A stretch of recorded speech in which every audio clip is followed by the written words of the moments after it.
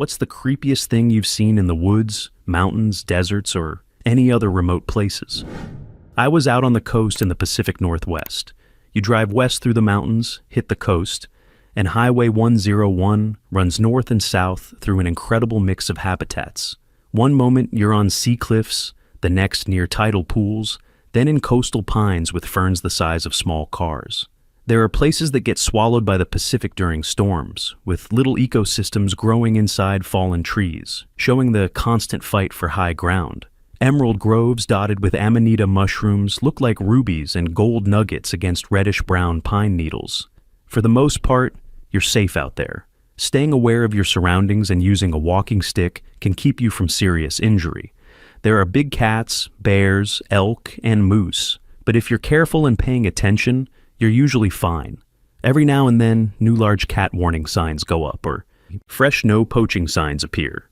If you spend enough time out there, you'll also find meth labs and makeshift camps, which are honestly the most dangerous things you'll encounter. It was early in the season, and I was on a spit that usually gets battered by waves and disappears during winter storms. Part of it was engineered for flooding, and the main path had small hills on either side, turning it into a kind of massive game trail that floods first. Wildlife usually stayed near the open end by the sea, and occasionally a big cat would chase a deer, make a kill, and drag it off to the side. You'd sometimes see signs of struggle, but more often just remains off the path. I know this area well. The sea and I are familiar with each other, but this one night was different. It was getting dark, and I was standing in the open wildlife area, realizing I needed to head back to my car. I checked my flashlights, but I'd burned through them 12 to 16 hours earlier before dawn. I checked the steady lights of 2 landmarks, triangulated my position, and tucked that information away. I figured if I couldn't make it back in the dark, I didn't belong out there at that hour. I started walking back at a steady pace, not running, not acting like prey. Still, something felt wrong. I texted my wife, telling her I was okay, just a little shaken, and that I'd be back at my car when I got signal again in about 60 minutes. The faint glow of my phone was the last light I had.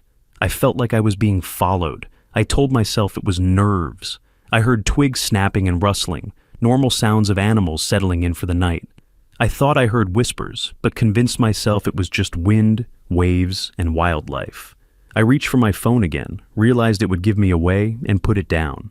I walked another 20 feet and heard it again. It wasn't a bear or elk, and if it were a big cat, I wouldn't hear it at all. It wasn't a deer either. The sound was a sharp snap, more like a thock, and whatever caused it wasn't small. I started thinking it had to be a person.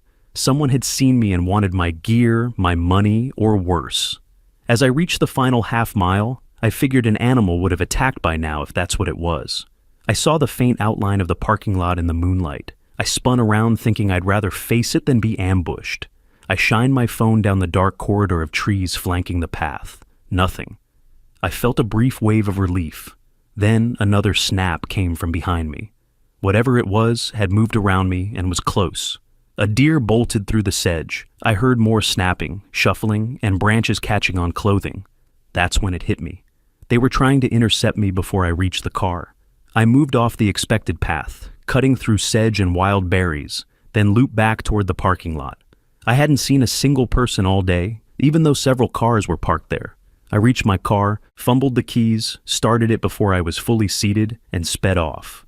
Behind me, in the light from the restrooms and the moon, were 7 or 8 men. Some ran after the car before slowing down. I saw faint silver flashes, blades in a few of their hands, including one machete. The others carried sticks or blunt objects. I don't know what they wanted, but they wanted it badly. I've hiked there for years. I won't be going back. Story 2. My boyfriend and I were backpacking through rural Tasmania a few years ago.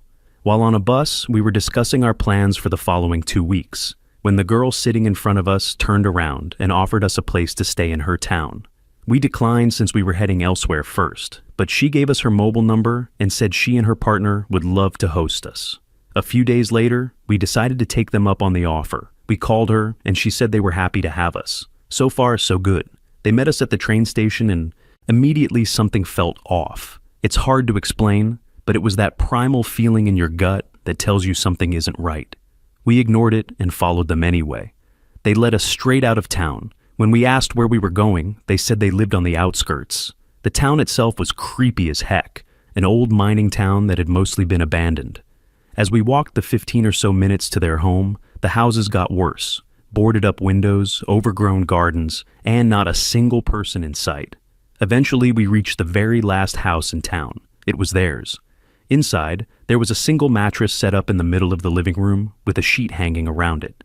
They showed us the rest of the house except for one door, which stayed closed. When I asked what was behind it, they pretended not to hear me. Our room, meanwhile, had a proper bed and looked completely normal, which made it even stranger that they slept on mattresses in the living room. Back in the living room, we noticed knives. A lot of knives. My boyfriend asked if they went hunting. They said no. The partner handed my boyfriend one of the knives and asked him to open it. It was a massive Bowie knife with what looked like blood staining along the edge. My boyfriend laughed awkwardly and put it down. They also had a tattoo gun to practice. Neither of them had tattoos. There was a small axe by the door. They didn't collect wood. Suddenly, the guy said he wanted to go to the shops. We agreed quickly, eager to get back into town. The four of us left, but they started walking in the opposite direction. I pointed out that town was the other way. He said this route would be more interesting because it went up through the trees and claimed it would take the same amount of time. I told my boyfriend I was freaking out, but he thought it was probably fine. We followed them anyway.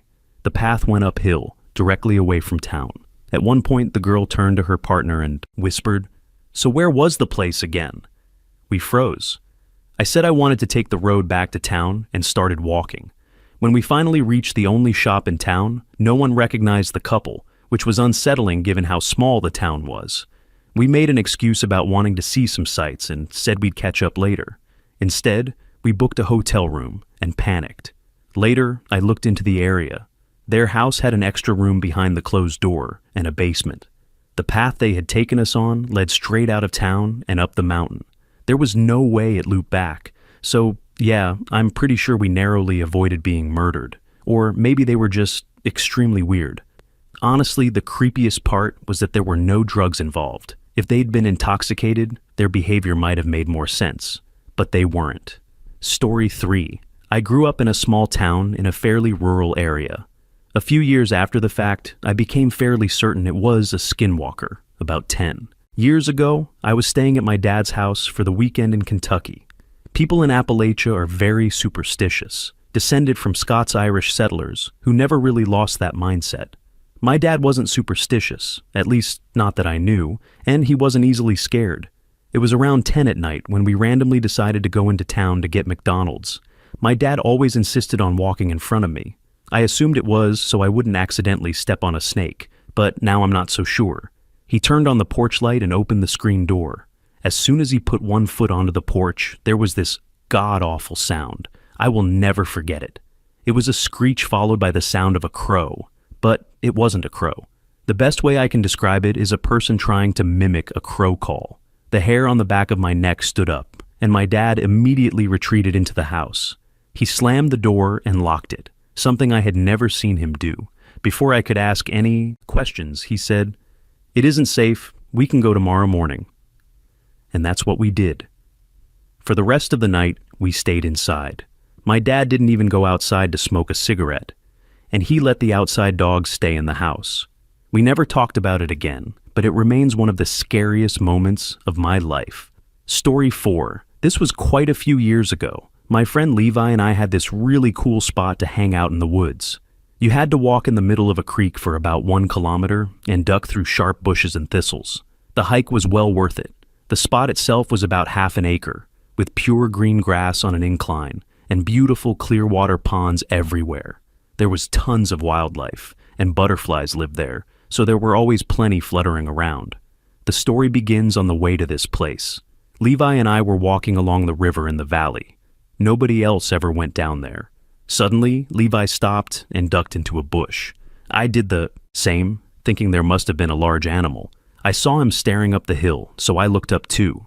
There were 2 people at the top, tossing a lifeless body back and forth. We watched as they threw the corpse down the hill. It bounced off trees and eventually got stuck in a tree at the bottom. Then they ran off. We were terrified. I was shaking so badly I couldn't speak. We decided to check if it was real. Levi got about 4 feet away before screaming, "It has nostrils! It's real! Run!" Of course, we ran. I glanced back to see the two people running back to the top of the hill. We ran about 2 kilometers through thick brush and trees to get away. The next day we were with his parents driving to town when we saw about 10 fire trucks at the school closest to the forest. Terrified, we told his parents, crying and worried, that we were going to get murdered. His mom started laughing and said they were training for search and rescue. That was a dummy the firemen had to find. I never slept as well as I did that day. Story 5. My girlfriend and I were hiking along some abandoned railroad tracks when we reached a small bridge over a little creek. I was about to go explore under the bridge when she pointed something out. I looked over and saw a guy standing in the woods across from us. I shrugged it off and kept heading down toward the creek. Then the guy stood up, and I realized he was wearing nothing. We immediately backtracked as fast as we could to get away. When we were about 1 minute down the trail, I looked back and saw the naked guy standing in the middle of the path, just watching us walk away. Story 6. I was in a large wooded area near my boyfriend's home with him, hanging out nearly at midnight. We had gone in pretty deep, which required a good amount of climbing. The closest path was maybe 5 to 7 minutes climb down, so it was highly unlikely anyone could be at that spot at that time of night besides us. As we were kissing, he thought he saw a shadow move about 20 to 25 feet to the left of us, climbing, but it stopped suddenly when he looked at it. He told me to be wary, and at that exact moment, we saw a dark figure climbing a little up, but diagonally, like it was trying to get directly above where we were. We didn't move and watched it until it closed the horizontal gap and was directly above us, maybe 15 feet up on the steep downhill thick forest. Then it began coming toward us. Without hesitation, my boyfriend grabbed my hand, and we almost ran downhill to the path. We made it in less than 2 minutes while still holding hands, listening to the man running behind us. We ran as fast as we could down the path and out of the forest, to where there was a cafe and some basketball and tennis courts next to the wooded hill, and of course, people. Realizing how close we came to being mugged or worse, we vowed never to go there at night again. Story 7. It was dark, and I was sitting around a bonfire with 4 friends in rural North Carolina. We had been drinking, and they had smoked a bit. I wasn't at the time, taking turns telling stories. A lull came in the conversation, and the black silhouette of a 6th person stood up and faded into the surrounding darkness. We decided we'd had enough for the night, packed everything up, and walked back to a friend's house.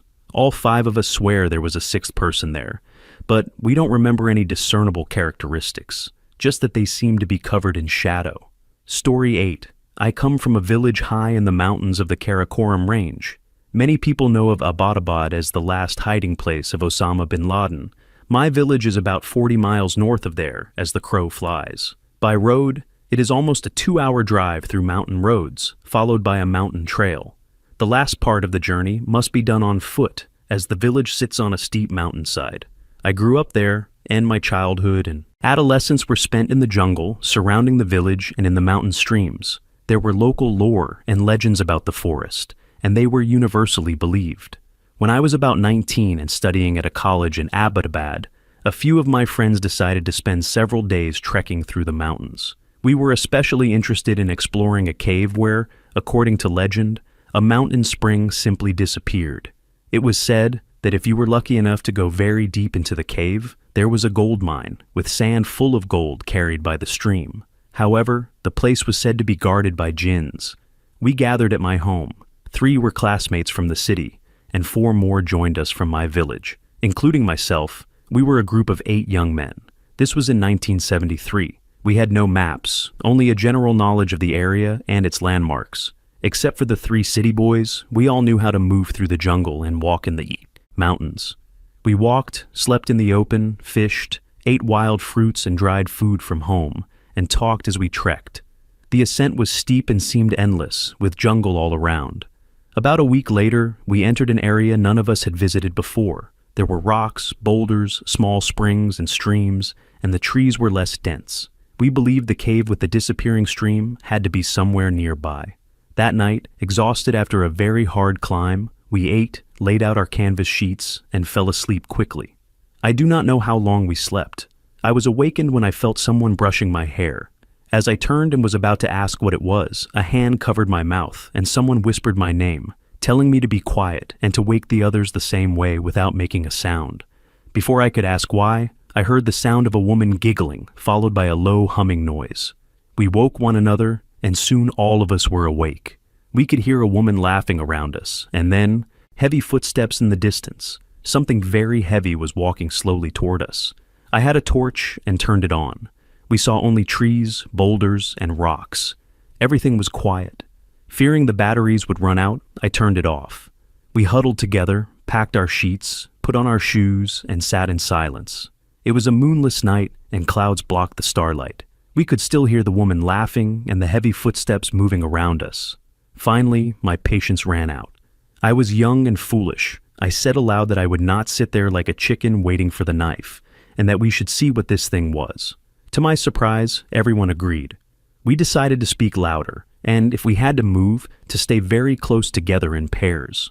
Someone shouted, asking who they were, and telling them to show themselves. Within seconds, we could sense that many beings were around us.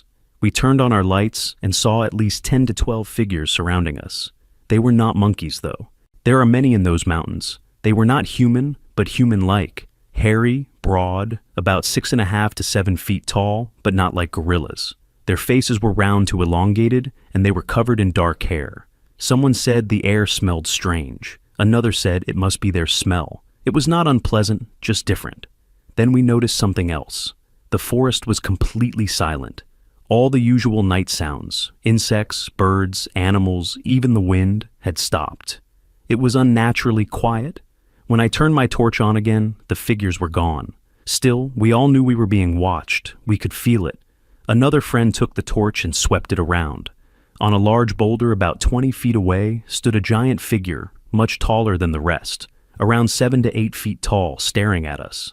Panic set in. The still air, the silence, the darkness, and our belief in jinns all weighed on us. Someone warned us not to run, saying that if we did, we would all be harmed. We were told to stick together and recite verses from the Quran. One of us spoke aloud, saying we had come in peace and meant no harm. Then we heard a giggle, and a woman approached. She appeared to be in her mid-40s, dressed like a wealthy woman from the area, with long hair and very fair skin. She spoke softly and told us not to go any further, and that we must return. Then she disappeared into the night. At that moment, the jungle came back to life. The sounds of insects, animals, birds, and the wind returned. The strange beings were gone. We waited until daybreak and then left. Now I am 65 years old and a grandfather. I have seen many places since then. I do not know what we encountered that night, and I never returned to that area. Story 9. Just outside Scranton, Pennsylvania, there's an old abandoned medical center that used to treat people with polio. As high schoolers, we would go there at night, mostly because it was creepy and we were bored. I probably went there about 15 times over the course of 4 years. It was always unsettling, but the only time I ever completely noped out was when I walked into one of the rooms and found a mattress on a bed frame. Newish, which was strange since there were many bed frames but never mattresses, as the place had been abandoned long ago. In the middle of the room was a circle drawn on the floor, with naked dolls sitting around it and a candle in the center, unlit. On the wall, in huge letters, was written, "Play with me, children," along with a few other things that freaked us out. I'm 90% sure there was more writing saying something like, "If I'm not here when you arrive, wait for me," though that might be a false memory. If it was an attempt by the landowner to stop kids from trespassing, it worked. To this day, I think we accidentally stumbled upon a crazy person's new living area. I never went back after that. Story 10. I'm a long-haul truck driver, and I used to run from the Midwest to the West Coast. On my way back to the Midwest from Los Angeles, I would usually drive at night. It was easier that way, with less traffic. About 6 or 7 hours into one of those trips, somewhere in Utah, I can't remember the city, I was on Interstate 15, getting onto Interstate 70 and heading toward the Rockies. If you've ever traveled out there by car, bus, or train, you know how clearly you can see the night sky and almost all of its stars. I passed my favorite truck stop for a quick lunch, not long after my XM radio started going haywire, even though it had just been professionally installed. I remember thinking, great, I got ripped off. Then I looked up and saw a light in the sky. I thought to myself that I didn't know where that plane could be going, since I'd been up and down those roads for a while. I even wondered if they had built a new airport in that direction. As I kept driving, I realized I was coming up on an area that was completely empty and isolated, with nothing for hundreds of miles in any direction, and I could still see the light. I looked at the clock and realized I had driven 3 hours since my last stop, but I only remembered about 2 of them. I pulled off the interstate and checked my dash cam. Everything from when I stopped to when I pulled over was recorded. When I looked up again, the light had stopped moving and was just hovering over me. I jumped back into my truck, made a U-turn on the highway, and raced back to my favorite truck stop. I called my dispatcher and told him, "Forget Trader Joe's and the food. I'm not moving until I see sunlight." Then I hung up, locked my doors, shut my curtains, and went to bed. The next morning, I checked myself, my truck, and everything on it, even the fuel. I found nothing wrong and nothing new. To this day, I refuse to go past the Rockies. I've told my dispatcher to take the tip of Nebraska on the west side and draw a line straight north. To south. That's my cutoff. I still can't remember that one missing hour, and that light followed me almost all the way back to the truck stop. I lost sight of it about 5 miles before I pulled in for the night. All of this happened about 3 years ago. At the time, I was 22. I'm 25 now. Story 11, I was deployed on a warship in 2016. At that point, we were entering the Philippine Sea. The weather had been foul, with storms and heavy seas, but they usually stayed far enough away that you could watch lightning strike the salt water. Each strike lit everything up in an ethereal, glowing green. I was outside watching the storm when I heard the faint sound of bells, like naval bells, ringing. It sounded muted, almost as if it were underwater. 4 bells rang like this: ding, ding, ding, ding. A few minutes later, I heard them again. 4 bells are rung for a captain whenever he steps aboard a ship. The only thought I had was that there must have been some forgotten wreck beneath us, and the dead were still keeping the traditions alive as we sailed over them. Story 12. This happened 7 years ago. I was living in a rented house with 2 bathrooms. One of them was broken and unusable, and it smelled terrible whenever you opened the door. I always kept that bathroom bolted and locked. One night, a thunderstorm was moving into the city. The power went out because the winds were so strong. I was sitting alone in the living room when I heard a thudding sound coming from the bathroom. I assumed it was just air pressure changes from the storm and went back to working on my assignments. Then there was a loud thud, and I swear I saw the bathroom door open. I completely freaked out, ran out of the house, and stayed on the terrace until the power came back. I have no idea where the lock went or how the door opened. When I finally went back inside, the door was partly closed. I locked it again and even tied it shut with a rope. I moved out of that house within a couple of weeks and never went near it again. Edit. There was nothing visibly creepy, just the situation itself scared the hell out of me. Story 13. In southwest Georgia, deep in the hardwoods about 8 miles outside the town of Attapulgis, I had a pretty disturbing encounter. I was around 16 years old, about 5 years ago. My dad and I went hunting, and we always climbed different trees anywhere from 1 mile to 4 miles apart. The idea was that if one of us startled a deer, it might wander toward the other hunter.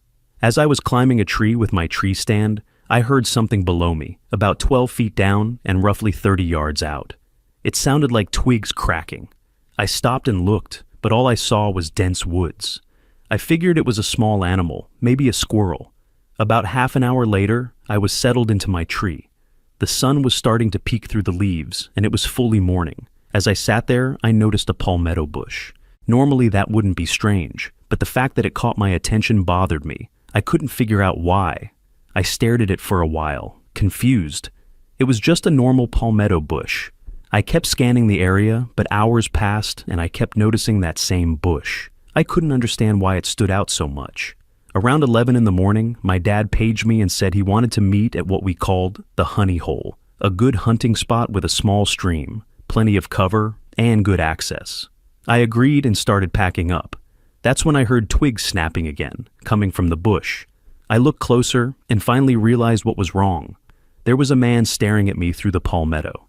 He had a scraggly beard, a tan coat, and what looked like work pants. He had a hood on that matched the color of the bush, and his face was covered in mud, like hunting camouflage. I grabbed my Remington 700 and pointed it toward the ground near him. As soon as I did, he let out a terrifying cackle and took off toward a creek about 150 yards away. I watched him through my scope the whole time, hearing him laugh as he ran. The scariest part was when he leapt across the creek in a single jump. It was about 9 feet wide, maybe 5 or 6 at the narrowest point, but still unbelievable. I wasn't as scared as I was disturbed. I had a rifle and trusted my equipment and my aim. I didn't shoot because it was public hunting land. I climbed down and met my dad at the honey hole, where I told him everything. We kept hunting that area afterward and never saw the man again. We reported it to the club, but no one had heard of anything like it.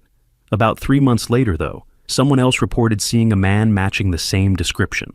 They said they were in a tree stand at dawn when they noticed something at eye level. The man was in a nearby tree, hanging upside down like a sloth, staring at them from about 20 feet up. When they threatened to shoot him, he cackled, climbed down in seconds, and disappeared into the pines. That was the last anyone heard of him. Long story, but disturbing as hell. Story bestående des for. Last year, I felt like going for a run at night because the park near where I live looks really nice with the lights on. About 5 minutes into the run, I stopped to adjust my shoes because I'd forgotten to wear longer socks and they were rubbing my ankles. When I looked up, I saw a dark silhouette about 50 meters away, wearing a hoodie and running toward me at full speed. I was on the left side of the street, and he was on the right, so it was clear he was heading straight for me. I almost shit my pants as the adrenaline hit. I even started thinking about fighting him if he got any closer. Then, in the blink of an eye, the person tripped, face planted onto the ground, and started crawling in my direction. That was enough for me. I took off. Edit. Some people mention the scene from Get Out. It was exactly like that, except he fell halfway through. Story 15. One time my buddies and I decided to go for a walk in the cemetery at night because it scared the crap out of one of my friends and the rest of us are a-holes. We were roaming around when our scared friend started freaking out and said he saw some weird people. We thought he was just being paranoid. But when we looked, there were indeed 3 or 4 figures farther back in the cemetery wearing some kind of hooded cloaks. They were surrounding a large grave with an angel statue we had passed earlier. We all freaked out for a second until we saw the figures grouped together around the grave and one of them take a picture. We eventually decided they were probably in a local band that needed an edgy album cover. Story 16. I was driving home after an extremely late night at work. I lived in the middle of nowhere, and about a mile before I reached my house, a woman covered in blood jumped out of the woods into the middle of the road, screaming. I panicked and drove around her, then slammed on the brakes and went back to help. She told me her boyfriend had beaten her and was still chasing her through the woods. I got her into my car and called the police. They met us at the hospital because I told them there was no way I was waiting on the side of the road while he was still nearby. Story 17. I went on a mountain hike in Transylvania with a group of friends from school. Far up the trail, after maybe 12 to 14 kilometers of trekking, we saw a house in the middle of nowhere. It had a barn with a few animals, a couple of cows, chickens, and the like. As we got closer, we saw several people, a man and 5 or 6 women, though there may have been more inside. The man came out to greet us, barely speaking the language. We struggled to understand him. They lived without electricity, gas, or anything like that. This was in the early 1990s, so there was no internet or mobile phones to think about, at least for most people. They all looked strange, with blank, almost dull expressions, and communication was difficult on both sides. They asked us who the president was and offered us some milk. They stared at our clothes and shoes with obvious curiosity, as if they had not seen other people in a long time. Or maybe there were others like them scattered around those mountains. I still do not know. To this day, I am not sure what was going on. It was not typical for the region, and we started to panic, especially since the man seemed somewhat disturbed and we were young. We kept looking around, wondering if there were more of them nearby, assuming there had to be a village close. What felt especially unsettling was that all the women stayed at a distance and never came close to us. It felt as if he was guarding them, or watching us to decide whether it was safe. One of my friends kept repeating that we did not want their milk and that we needed to leave because it was getting dark. We walked calmly for a while, and once we thought we were out of sight, we ran as fast as we could. A few hours later, we made camp, and all night we took turns keeping watch. When we later told people in the nearby villages about the mountain people, they did not believe us. They insisted that no one lived up there in the mountains. Story 18. A little over 18 years ago, I had just gotten out of the military. I drove all the way from Louisiana to my hometown in Montana without incident. I spent a few days at home, then got back on the road because my new destination was Boise, Idaho. It was February, so instead of driving straight down the length of the state, I cut across the Idaho Panhandle into Washington. The highway that runs straight through the state is very twisty and dangerous in winter. I crossed the state line into Washington on a Sunday, very early in the morning. As cliché as it sounds, there was a heavy fog in the air. After driving for a while, I really had to use the bathroom. Normally, being in the middle of nowhere, I would have just pulled over, but because of the fog and poor visibility, I decided it was safer to wait until I reached the next small town. After maybe 5 more miles, I started seeing signs for a town. I cannot remember the name for the life of me, but I think it was Linden or Linder, something like that. It was off Interstate 90, heading into the Spokane Valley. I took the right turn off the interstate and drove a short distance into town. It was small, but that did not seem unusual to me, since I grew up in a small town in Montana. That is where things got strange. There was not a single person anywhere. There were cars and businesses, but no people at all. No one walking the streets, no logging trucks, nothing. Everything was completely still. I stopped at a gas station, one of those all-in-one places that also does repairs and tires, but no one was at the counter. I figured it was just very early. I walked around the side to check the bathroom, but it was locked. As I walked back toward the front of the building, I noticed a delivery truck parked in the middle of the street. It was a Coca-Cola Classic truck. Its headlights were on, the hazard lights were flashing, and both the driver and passenger doors were wide open. It was just sitting there. At that point, I got a very bad feeling. I got back into my car and drove back the way I came. When I reached Interstate 90 again, I thought about stopping on the side of the road, but I was honestly too afraid. I kept driving until I reached Spokane. By then, I was more than a little shaken and had completely forgotten about needing to use the bathroom. I did not see or hear anything overtly creepy, but the stillness and total lack of life, human or animal, was deeply unsettling. Once I got to Spokane, I pulled out my Rand McNally map. This was before phone GPS was a thing, and tried to find the town. I could not find it anywhere. Even now, when I look on Google Maps, I cannot find anything named Linden, Linder, or anything similar. I will never forget that feeling of displacement I experienced there. When I got to Boise, I told a friend about it. He thought I was just ripping off Silent Hill or Resident Evil, and honestly, I cannot blame him. Still, that experience is exactly why I did not stop on the side of the road. I kept thinking about the part in Resident Evil 1 where the hikers are killed by the dogs. If you made it this far, thanks for reading. If you know of a town on Interstate 90 between Coeur d'Alene, Idaho, and Spokane, Washington, let me know. And if you are from there, no offense, but your town is creepy as hell. Edit. After reviewing my trip, I realized I was mistaken. I did not stay on Highway 2. I actually got onto Interstate 90 and then continued toward Spokane. Lately, I have been thinking about this again, and I have a 3-day weekend coming up. I might take a road trip through northern Idaho to see if I can find this place again. Maybe I am tempting fate, but it will be my 37th birthday, so here is to adventure. Story 19. I am not sure if this is the kind of story you are looking for, but it is a fun one to tell, so here it is. I used to work in low-income home weatherization, basically giving free help to lower electricity and gas bills and make homes more comfortable for people who really needed it. That meant installing doors, insulation, and similar upgrades. One step in qualifying a home is testing combustion appliances to make sure they are not emitting carbon monoxide into the living space. If they are, and we seal up the house, we could kill the entire family. During a pre-inspection of a home on the outskirts of the city, I asked to see the homeowner's water heater. He told me it was in the basement, which is fairly normal, and I explained that I needed to inspect it before work could start. He went into the kitchen and began moving the refrigerator. It turned out the basement entrance was hidden under carpeting beneath the fridge. I should note that I inspected thousands of homes over the years and had never seen anything like that. Still, the job needed to be done. I pulled out my flashlight and shined it down the stairs, partly to check the layout, but mostly to look for black widow spiders, because absolutely not. That is when I noticed a dead cat, mostly reduced to a skeleton. Not pleasant, but honestly pretty common in crawl spaces and basements. I took a few steps down and continued checking for spiders, and then noticed a couple more small animal skeletons.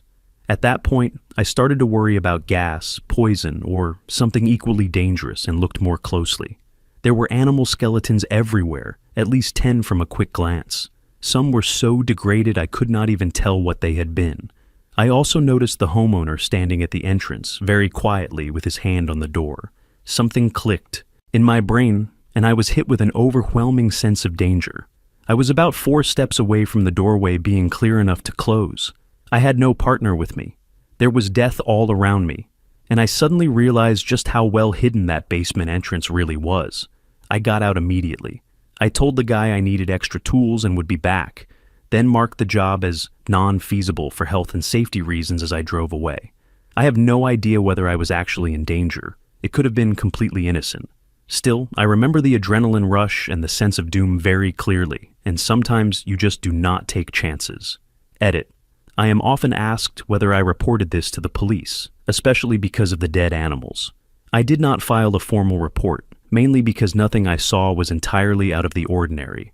Crawl spaces and basements usually have vents near the base of the house, and it is very common for animals to get in and then be unable to get back out. If there is space under your house, there is a decent chance something has died there. You get used to it when your job regularly takes you into those spaces. That said, this was an extreme case, and everything together was concerning enough for me to leave immediately. The sad reality of working with low-income families is seeing how hard their lives can be. You learn not to do anything that might make things worse. I took pride in knowing my job made their lives just a little better, and I did not feel that being scared for a moment was enough reason to involve the police. Story 20. A friend and I decided to take our 4x4s and go camping in the mountains. In the middle of the night, I woke up needing to use the bathroom. I put on my headlamp and walked a bit away from camp. As I was doing my business, I heard rocks shifting behind me, like something was walking around. My anxiety spiked. I finished up and turned around, and as my headlamp faintly lit the area, all I could see were eyes, about 20 of them, just staring at me. My breathing stopped, and I froze where I stood. Then I heard a long "maa" like a goat bleating. It turned out to be a herd of mountain goats, apparently intrigued by the strange ape in their backyard. I almost had an aneurysm. Story 21. This is probably less scary than a lot of other posts, but I was pretty sure I was going to be the nameless victim at the start of a horror movie, the one that shows just how dangerous the monster is. My dad and I were walking through the woods when we came across a young moose leg lying on the ground. It looked like it had been violently torn off, with no sign of the rest of the moose anywhere. It was fresh, with blood still on the wound, probably no more than a couple of hours old. My dad is a pretty skilled hunter, so he handed me his axe that he was carrying and told me to watch for wolves while he started looking for tracks. After a little while, he came back saying, "That's weird. Normally, if it were wolves, you'd be able to find paw prints, but I can't see any. Also no bear prints, so I have no idea what killed this." I asked, "So you didn't find any tracks at all?" His very reassuring response was, "Well, I did find what appears to be the mama moose tracks headed this way," showing me the prints. "You can see how her stride is a lot longer here. Whatever killed her baby, she didn't want to fight it. She just took off running." He then pulled out his bear spray and held it at the ready as we kept walking deeper into the woods, armed with bear spray and an axe, following an unknown predator that hadn't left any tracks. Story 22. My boyfriend and I were walking through the woods on a nature trail when we came across a piece of an alligator's tail and foot that had been ripped off, with the rest of the body gone. I freaked out. All I could think was, I have no idea what's big enough to kill and eat an entire alligator, but I do not want to meet it. We cautiously kept walking, and a few 100 feet later, we saw a giant, all at least 10 feet long, alligator walking along the shoreline with a smaller, dead alligator in its mouth. And that was the day I learned that alligators were cannibals. Story 23. In a patch of trees near a field where I keep my horse, there's one of those big oil drums sealed with a very heavy boulder on top. The only way it could have gotten there is if it was placed by a tractor or some kind of heavy lifting equipment. My partner and I tried to push it off, but we had no luck. I don't know why, but it creeps me out every time I see it. I regularly walk my dogs past it to see if they show any interest, but after watching them search for a toy that was clearly in my lap, I'm not sure I have much faith in them anymore. Update: Y'all made me realize it could be something a bit creepier than I first thought, so I've reported it to 101. The officer I spoke to didn't sound particularly interested, but at least I know it's out of my hands, and I don't have to live with guilt if something is found. I had intended to go up there myself yesterday to have a look, but a pretty brutal physio session left me almost completely incapacitated for the day. I'm heading up tonight after work, so hopefully, if the police haven't been there before me, I might still be able to take some pictures for everyone. I thought my better half had taken a photo of it before, but I can't seem to find it on her phone. Anyway, thanks again, guys, for putting the fear in me and making me do the right thing. Story 24. My friend and I were hanging out in the woods one day back in high school when we saw a dog walking by, followed shortly by a kid. He looked troubled, so we asked if he needed help. He said he was dog sitting for a friend and the dog had gotten loose. We spent a good hour following the kid and the dog, going deeper and deeper into the woods. Eventually, I managed to get the dog to come to me, but it wasn't wearing a collar, so I couldn't grab it. My friend and I looked away for just a few seconds to discuss what to do next. When we turned back around, both the boy and the dog were gone. It was like they had completely vanished. It was autumn, so any footsteps should have been easy to hear from far away, but there was nothing. Just silence. No sign of them anywhere. I still don't really know what happened. Maybe they ran off really fast. Who knows? It was definitely enough to creep us out, though. Story 25. To get home from a popular kebab restaurant, I have to walk a short path through the woods. Along the way there is an extremely old, partially collapsed chapel, and occasionally I'll stop for a few seconds to admire it. It's quite beautiful in its own way. One winter day, I decided to rest there for a minute. I placed my kebab on the bench next to the chapel and stood there taking in the scenery. It was already rather dark, and the woods were almost completely silent. Just as I was about to continue my walk, I heard footsteps rapidly approaching. It was a child running toward me, and as soon as it saw me, it started repeatedly screaming, "Run! He is coming!" or variations of the same. I was a bit perplexed, so I watched the child run past me without moving. It didn't take another second for a much heavier pair of footsteps to appear. I could make out a silhouette in the distance, which seemed to be the source, and at that moment, I got really scared. Instead of running, I decided to hide in the chapel next to the altar. After tripping over an old broken bench, I reached my hiding place. The footsteps grew louder and louder, but just as they reached the chapel, they suddenly stopped. About 15 seconds of complete silence passed before the words, "Oi, you frigging idiot left your kebab on the bench," broke the quiet. It turned out to be a resident from my street. His nephew was visiting, and he wanted to race him to the kebab stand. I don't know whether this is the right place to post this. Ultimately, it's more stupid than creepy. Story 26. This took place in the Australian bush around 10 or 11 at night. I was 17, leading a staggered column of about 60 cadets to our detachment campsite. Due to light discipline rules, only I at the very front of the group and the other flight commander at the rear had torches. This was so any vehicles coming along the trail could see us, and so most of the cadets could maintain their night vision. We were camouflaged and thus difficult to see at night. As we walked, I periodically glanced to my sides and kept seeing what looked like dewdrops on the ground, almost like tiny blue gems glinting in my torchlight on either side of the trail. I had to maintain my position in formation, so I couldn't get a good look at what they were. After a while, we stopped for a very brief break, and I took the opportunity to look closer. Walking over to the side of the trail, I spotted a small cluster of the diamonds and focused my head torch on them.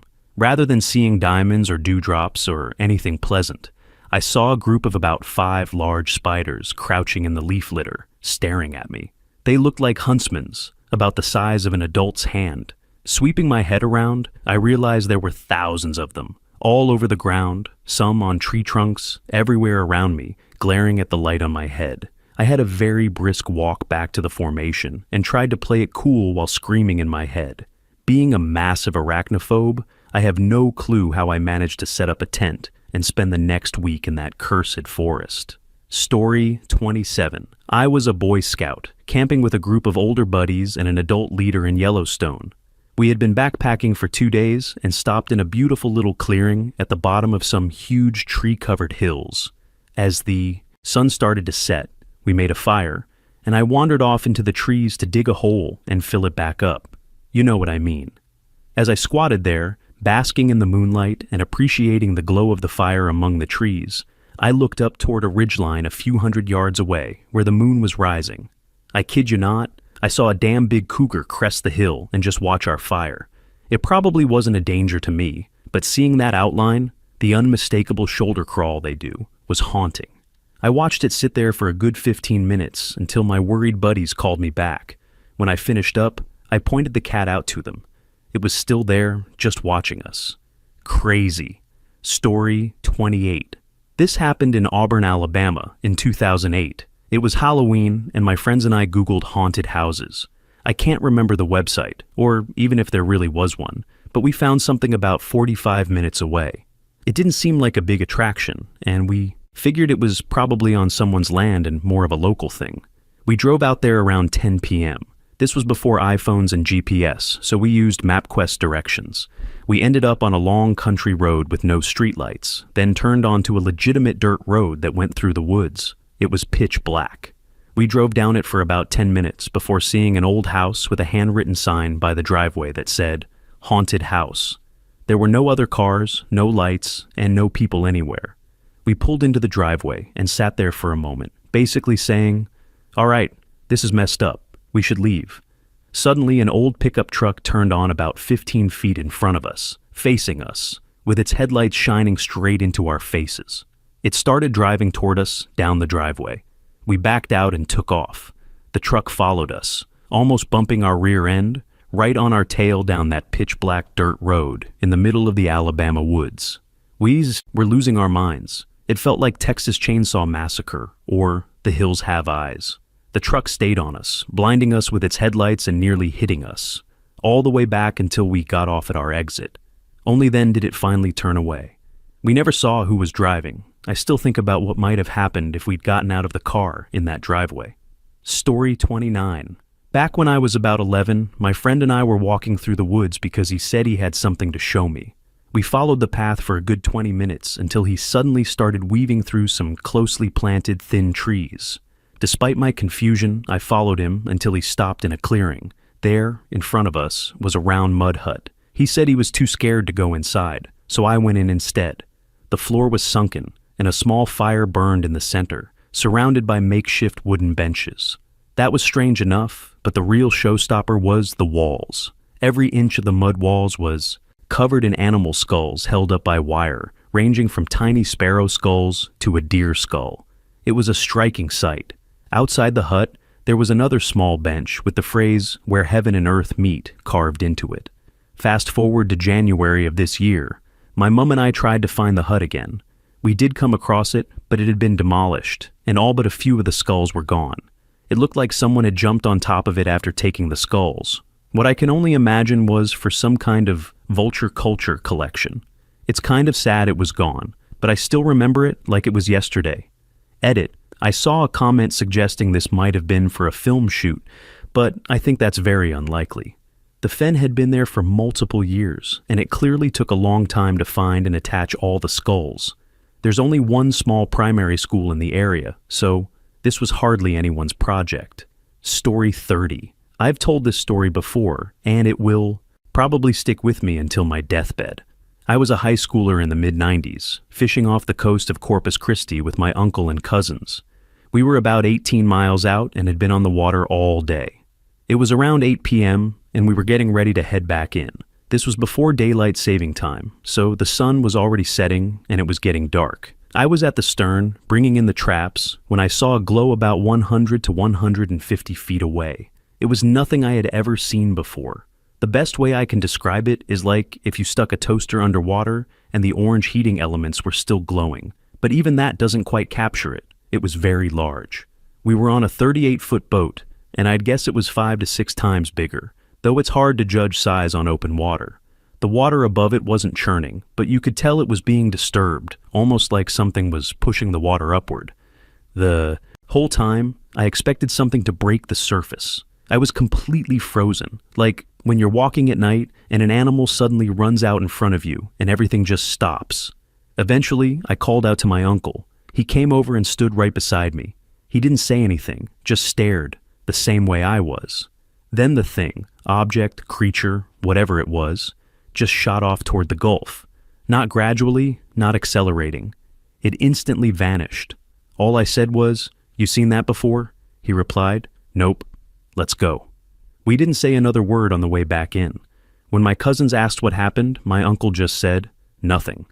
I've spent the past 25 years thinking about what it could have been, especially once the internet became a thing. I've found a lot of people who've seen something very similar. There's a naval base down there, but no known submarine bases. For a long time, it consumed me. Because if we really have something like that, then we're sitting on technology that could change everything. Story 31. I was delivering a sailboat from San Diego to Morro Bay, California, roughly 25 miles offshore, alone. Around 1 a.m., about 36 hours into the trip, I saw a bright glowing blue orb about 30 feet in diameter just below the surface at my 1 o'clock. It was a moonless night, which made the blurry sphere stand out against the black water. My first thought was, oh crap, a fast attack submarine is surfacing, not uncommon in that area. I started desperately looking for a yellow flare in the water, the maritime warning for a soon-to-be surfacing sub, but couldn't find one. The orb fluctuated in size and moved very slowly, so I quickly abandoned the submarine theory. After a while, I idled the boat and put it into irons to just watch it. When it finally broke the surface in a large, bright, and loud boil, I realized what I had been seeing. It turned out to be a large school of sardines swimming together, agitating the bioluminescence present that night. It remains one of the most bizarre experiences I've had on the water, and I will never forget it. Story 32. I was camping a couple of years ago when I heard movement outside my tent. Thinking it was my friend, I called out to him, but there was no answer. After a minute, the movement stopped, so I left my tent and sat outside for a while. About 10 minutes later, the friend I thought had been outside came out of his tent looking for his phone. He denied being anywhere near my tent. It was only him, myself, and my girlfriend at the time, so I said it must have been an animal. That's when we both heard something move very close to us and saw the silhouette of a person watching us. Don't ask me why, but we both stood up and started approaching them. The person began to run, and we chased them for about a minute before giving up, when we noticed things dropping from their hands. Not only did they drop, my friend's phone that he couldn't find, but mine and my girlfriend's as well. The person had been in our tents. Story 33. When I was a kid, I lived on a tiny property in the woods. The house was built around what used to be stables. My bedroom had once been the hay storage area. Before getting to the creepy part, there are a few things worth mentioning. When you were in my room, you could sometimes smell hay out of nowhere. My dog always refused to go upstairs, like something up there terrified it. You could sometimes hear knocking on the doors. There were 3 entrance doors, and sometimes they would knock all at once. With that said, here's the unsettling part. My room had a huge window that looked out over the woods, and the garden was basically a clearing. One night I heard a child giggling from upstairs. I ran up there and found my window open, with something running out into the woods. I spent 2 more years in that house, and felt unsafe the entire time. Edit. For those who think kids were pranking me, I highly doubt any child would survive a fall from my room into the garden. It was private property, and the only entrance was a large gate that was very inconvenient to climb. Story 34. This is something that has always stuck with me. I was probably about 14 on a camping trip with my scout troop in the middle of nowhere. We had literally hiked about 40 miles into the woods and set up camp. There were no phones and no way to contact the outside world, just us and a few parents fishing and hiking. On the second night of the trip, my dad, 2 other parents, and I were sitting around the campfire and somehow got onto the subject of UFOs. We were talking about different stories we'd seen on TV. Right in the middle of one story, my friend's dad pointed up at the sky and said, "Holy crap, what's that?" We thought he was joking for a good minute, until he said, "Seriously, turn around, there's more." We finally turned, and saw 3 massive fireballs, truly massive, screaming down from the sky toward the earth. They looked like they were moving in slow motion, or maybe time just felt like it slowed down, but it took forever for them to disappear behind the tree line. Naturally, we were all completely freaked out and started speculating about what it could be, but there was no way to find out for at least 3 more days. The hike back out of the woods was the worst, just walking quietly and wondering what could be waiting for us, or what the world might be like if our worst fears had come true while we were out there. It turned out a Russian satellite had broken up and fallen to Earth that night, and it was seen for miles. Still, those were the creepiest 3 days of my life. Story 35. I was jogging at night with headphones on in a park filled with dense trees and bushes. The overgrowth was creeping onto the path, making it hard to see, so I turned on the flashlight on my phone. Ahead of me, I started to see what looked like a fire burning, but I couldn't really make it out since I take my glasses off when I jog. As I got closer, the path opened into a clearing, and I saw a huge fire raging with no one around. I paused for a moment and pulled out my glasses, only to realize there were actually 6 people standing there, perfectly spaced apart. All of them turned at the same time to look at me. I immediately did a 180 and sprinted the hell out of there. Edit. The path I jog on at night is usually well lit because the city of Winnipeg uses LED streetlights. The wooded area leads to a small spot called Don Gary Park, where there's a bench I use to sit and reflect on my day and my goals for tomorrow. The bench is right next to a police launch dock on the Red River, and I've never felt unsafe there. My friends and I later speculated that the 6 guys I saw were probably police officers blowing off steam on a quiet night. Story 36. When I was younger, I went elk hunting with my uncle and some of his friends and had an experience I'll never forget. One day, I went on a hunt with his buddy Tyler. Tyler got an elk down about 30 minutes before dark. We made our way over to it, and as we started cleaning it, we began hearing wolves howling in the distance, slowly getting closer. With each passing minute, the smell of death grew stronger, the sky darkened, and the wolves drew nearer. By now, it was fully dark. All I could see was what was directly in the beam of my mini maglite and Tyler's hat-bill light as he worked on the elk as fast as he could. I kept watch on the wolves. We were surrounded. I couldn't tell how many there were. It felt like dozens, though it was probably only a few. I could hear them running circles around us, yelping back and forth. Occasionally, I caught sight of one in the light before it vanished again. Every once in a while, one would get brave enough to dart within a few feet, trying to snatch a piece of the elk. Finally, the elk was cleaned, and we set up the scent circle around the carcass to keep it somewhat safe. All that was left was a 3-mile hike back to camp, completely covered in blood and being trailed by wolves. By far the most terrifying experience of my life. Edit. A few clarifications. First, for those saying it was coyotes and that wolves are rare, I live in Idaho, and wolves are not rare. Look up the 1995 wolf reintroduction to the Frank Church Wilderness. They've since multiplied significantly. I'll try to find a dated map of all the packs in Idaho. Secondly, we didn't fully process the animal that night. We just gutted it so the innards wouldn't spoil, leaving it overnight. November at 10,000 feet is cold enough to keep bugs and bacteria away. The next morning, we returned with the whole camp of 8 guys to properly process it. Story 37. This isn't nearly as creepy as some of the other stories, but it stuck with me. One time I was hiking in a state park near my house with my boyfriend. The park was deserted, and we decided to stop by a small body of water hidden in the brush. There had been a lot of rain recently, creating a fairy-sized lake with a little waterfall feeding into it. It was really beautiful. As we stood there admiring it, I started to hear growling. At first I thought I was imagining it, so I kept listening. It sounded like a low, animalistic growl. I turned to my boyfriend and joked, "I hear growling," expecting him to brush it off. Instead, he said, "Me too." I spun around and quickly scanned the area, but it looked like we were completely alone. We moved on and kept hiking. I still don't know what that was about. Story 38. A few years ago, I delivered newspapers in a rural area. For the most part, it was a peaceful route. I'd drive a few miles, stop at a house, continue down the road for a few more miles, and repeat. I actually enjoyed it most of the time, except in winter when we had far too much snow. The only thing that truly unsettled me was the cougar. I could always tell on the nights it was out hunting. The large herds of deer and the flocks of turkeys would completely vanish. The birds would go silent, and all the usual nighttime sounds would disappear.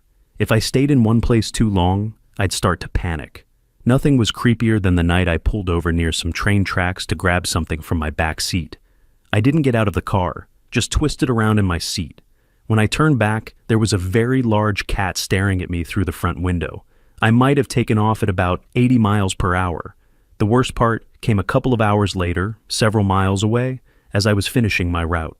There was the cougar again, watching me from the trees. I'm still not sure which thought was more terrifying, that it had followed me, or that there might have been more than one. Story 39. My wife and I went camping for our anniversary one year near Payson, close to the rim. We went to bed, and it was eerie hearing nothing but the wind moving through the pines. I eventually fell asleep. I woke up with sleep paralysis and saw a red light glowing outside our tent. The light grew brighter, and something started unzipping the tent. I was frozen, staring at the flap as it slowly opened. When it was almost unzipped, I managed to move my head and look at my wife. She had a look of pure terror on her face, mouth open like she was about to scream. When she did scream, I woke up. There was nothing but the wind in the pines and complete darkness. The tent hadn't been opened, and we were still lying exactly where we had fallen asleep. Do I think it was a nightmare? Probably. I've always been terrified of aliens and stories about them, so maybe my brain was messing with me. Or maybe it was a repressed memory. Who knows? It scared the hell out of me, and we left the next day. Story 40. To set the scene, I was 11 years old. I was tent camping with my mom in Yellowstone National Park. My mom is absolutely terrified of bears. We set up our tent, had dinner, and went to bed. Not long after, we heard gunshots in the distance, which were apparently meant to scare off wildlife nearby. That didn't sit well with my mom, but we both eventually fell asleep. Sometime during the night, I woke up to my mom yell whispering, "Wake up, there's a bear. I can hear a bear growling outside. There's a bear. Oh my God, bear."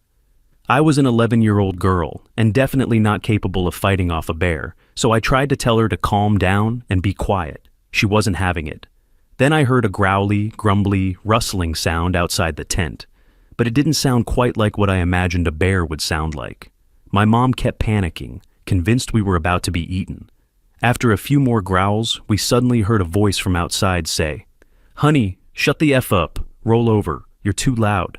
It turned out my mom's bear was just the husband in the next tent over, snoring loudly.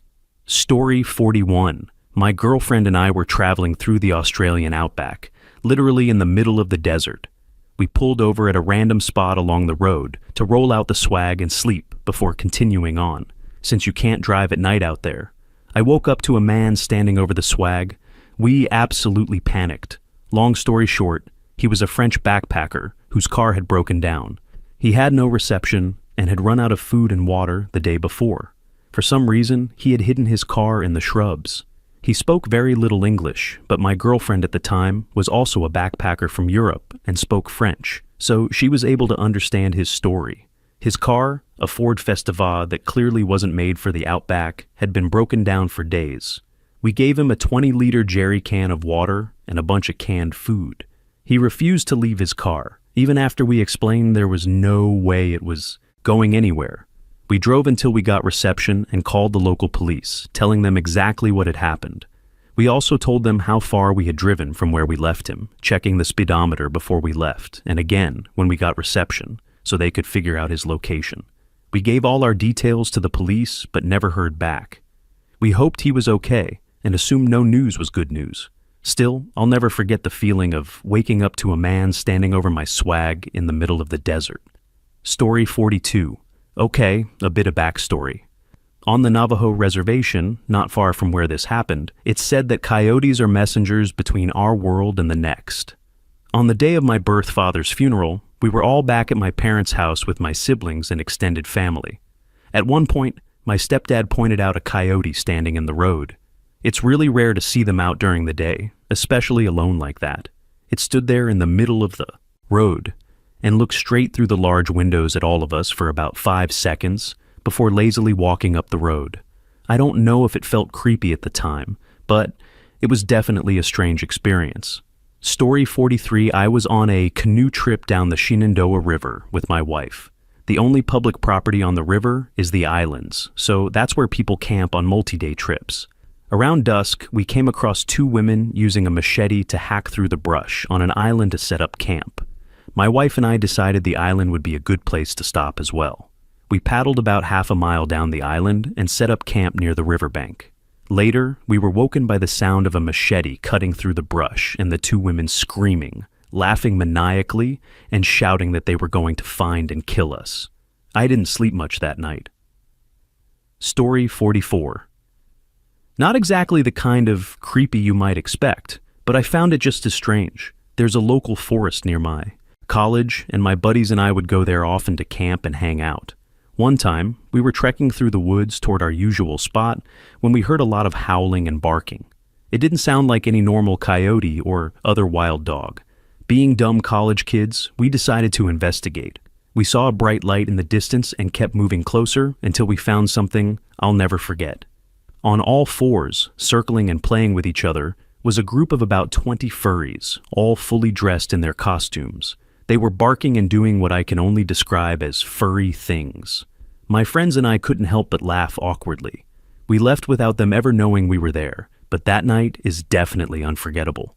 Story 45. I was hunting about 3 years ago in the South Texas Hill Country. I went out around 5:30 in the morning so I could get to the blind before the feeder went off.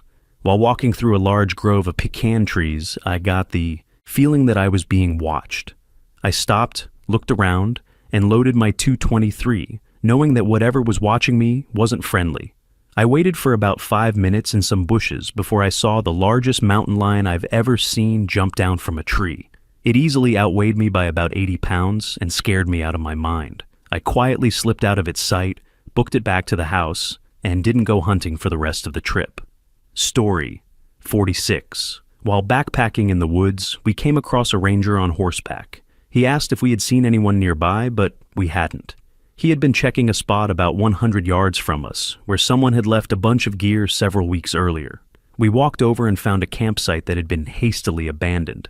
The fire had burned out, but a cooking pot and kettle were still over it, along with dishes and sitting pads neatly arranged as if a couple were about to eat. The food had been torn into and scattered by wild animals, which wasn't surprising. The tent, however, was partially collapsed with a broken pole, and the door was unzipped and fluttering in the wind, revealing full backpacks, sleeping pads, and sleeping bags. Everything was covered in a fine layer of dirt. Story 47. We live in Kentucky. It's not rural by any means, but there's still woodland almost everywhere. I was about 12 years old in the 7th grade. It was fall, and I was sitting outside waiting at my bus stop, which was about 3 or 4 houses down from ours. My mother was sitting on our front porch, smoking a cigarette, when she pointed across the street. We saw a woman walking out of the tree line. She had waist-length hair and was wearing a long white, possibly gray nightgown. Neither of us thought much of it. There was a nursing home less than a block from our house, so we assumed she was a patient who had wandered off or gotten lost. We watched as the woman paced back and forth, walking in circles, until she finally sat down at the base of a tree. Suddenly, it looked as if an invisible lasso had been thrown around her. She was yanked from the waist up into the trunk and then toward the top of the tree, and she was never seen again. My bus eventually came, and my mom called the police. They never found her, or any signs of a struggle, or anything at all. Nobody ever believes me when I tell this story, and if my mother hadn't been there, I wouldn't believe it myself. Either way, I never went to that bus stop alone again. It's the craziest thing I've ever seen that I still can't rationalize. Thank you for watching. If you enjoyed this video, be sure to give it a thumbs up, subscribe, and hit the bell icon so you never miss an update.